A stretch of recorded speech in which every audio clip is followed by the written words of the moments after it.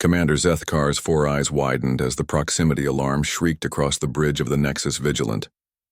The Velthari officer's chitinous fingers danced across the holographic display, her mandibles clicking in disbelief. "Commander," she chittered, her translator rendering her words in Standard Galactic. "Unknown vessel approaching from the outer rim. Configuration: unprecedented." Zethkar's scaled hide rippled, a sign of agitation among his species.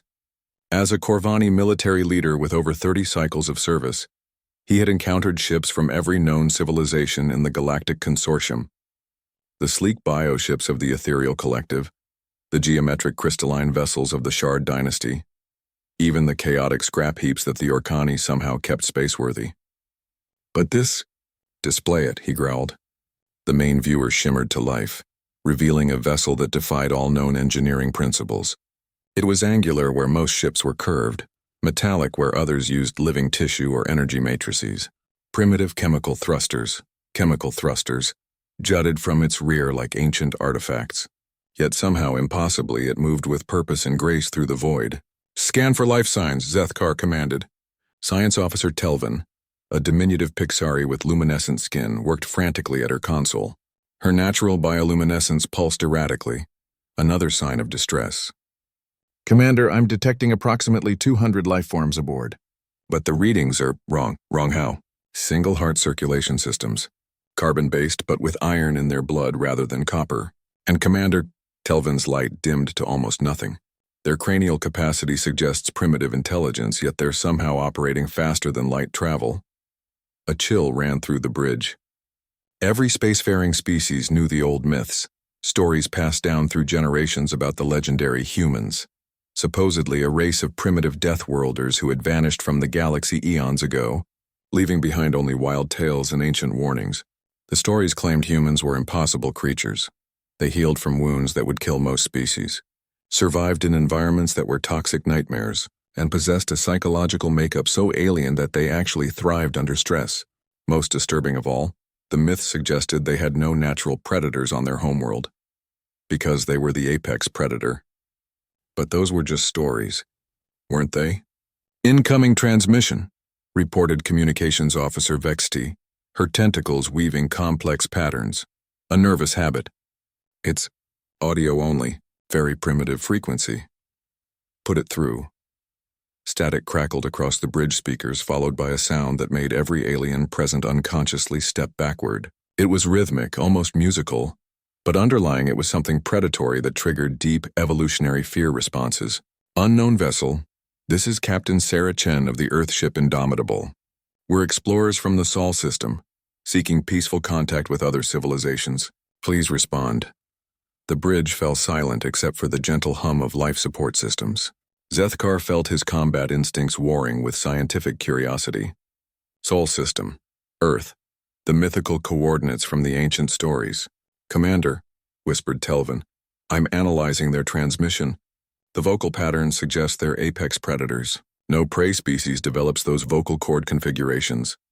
Zethkar's tactical display suddenly blazed with warnings.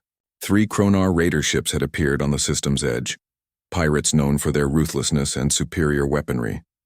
The Nexus Vigilant was a diplomatic vessel, lightly armed. Against 3 Kronar raiders, they wouldn't last minutes. "Sir," Vexti's tentacles writhed in panic. "The Kronar are hailing us. They're demanding surrender and threatening to board both vessels for salvage." The human ship had to see the same sensor readings they did. Any rational species would flee. Instead, something impossible happened. "Nexus Vigilant, this is Captain Chen. We're reading 3 hostile vessels approaching your position. Request permission to assist." Zethkar's throat sac inflated in shock. "They want to help? Against 3 Kronar raiders?" The first raider opened fire on the diplomatic vessel, plasma bolts searing across their shields. The Nexus Vigilant shuddered under the assault. But before Zethkar could order evasive maneuvers, the human ship moved. It didn't glide or flow like proper spacecraft. It pounced, predatory and decisive. Those primitive chemical thrusters somehow propelled it at impossible speeds directly toward the nearest Kronar vessel. "Are they insane?" Telvin gasped. "That's a frontal assault against superior numbers." The human ship's weapons were as bizarre as its construction. Instead of elegant plasma arrays or quantum disruptors, It launched crude explosive projectiles. But what it lacked in sophistication, it made up for in sheer overwhelming volume.